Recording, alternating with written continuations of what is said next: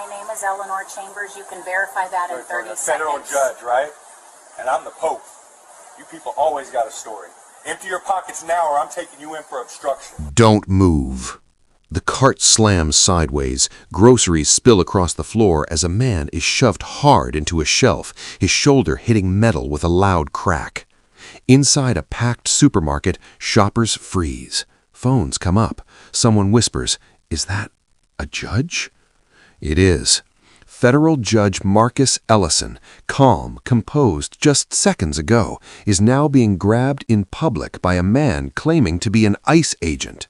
No uniform, no backup, just force. And when Ellison asks one simple question, "On what grounds?" the agent doesn't answer. He tightens his grip.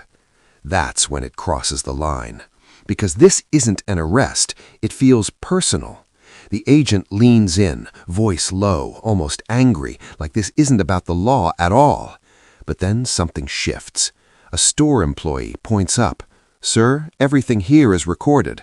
For the first time, the agent hesitates and slowly looks at the security camera. Before we continue with this video, please like, subscribe, and turn on the notification bell for updates. The hesitation is small, but everyone sees it.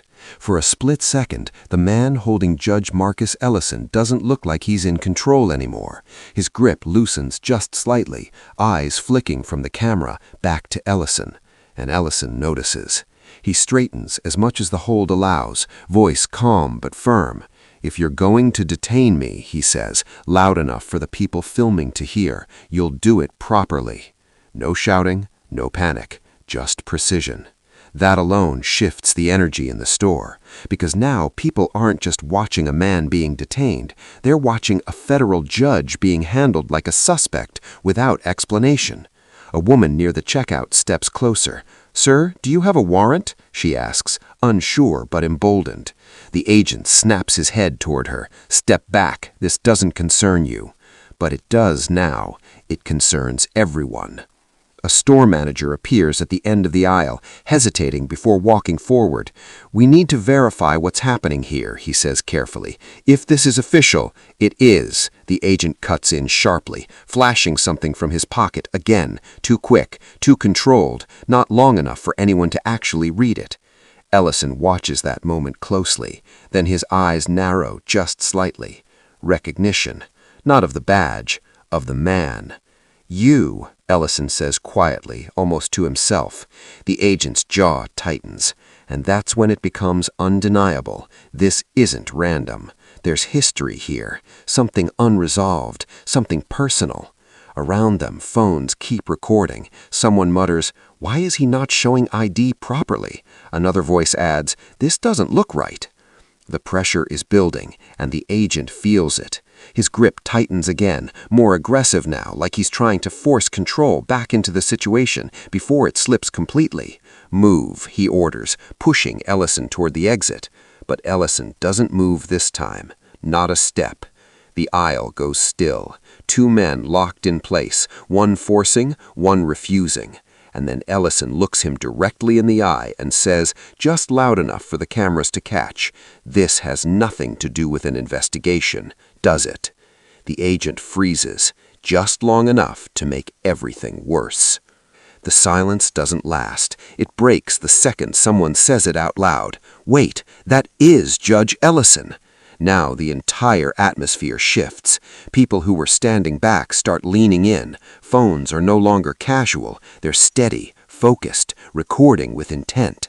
Because this isn't just a confrontation anymore. It's a federal judge being restrained in a grocery store by a man who still hasn't properly identified himself. Ellison doesn't raise his voice. He doesn't argue. He just watches the man holding him, carefully. "You're making this worse," Ellison says, controlled, direct, "for yourself." The agent, Daniel Kessler, doesn't respond immediately, but the name is already sitting there, unspoken between them. Ellison knows him, and Kessler knows he's been recognized. That's when the aggression sharpens. "You don't get to lecture me," Kessler snaps, tightening his grip again. "You think a courtroom protects you out here?" That line lands harder than anything else, because it doesn't sound like procedure, it sounds like resentment. A shopper near the aisle frowns. "What does that even mean?" she whispers to the person next to her. The store manager steps forward again, this time more firm. "Sir, I need to see your credentials clearly. We can't allow—" "Do you want to be charged with obstruction?" The threat is immediate, sharp, enough for the manager to hesitate. And that hesitation ripples outward. For a moment, authority wins again. But not completely, because now people are watching for it, questioning it. Ellison shifts slightly, just enough to face the small crowd. "Ask him for his badge number," he says calmly. Kessler's grip falters for half a second, then tightens again. "I don't answer to you," he says under his breath. Ellison's expression hardens, not with anger, but with certainty. That's the moment it becomes undeniable. This isn't about law enforcement. This is about something that happened before today, something unresolved. From the back of the aisle, a voice cuts through. "I saw him earlier, outside." Heads turn. The speaker steps forward, pointing toward Kessler. He was sitting in his car, watching the entrance.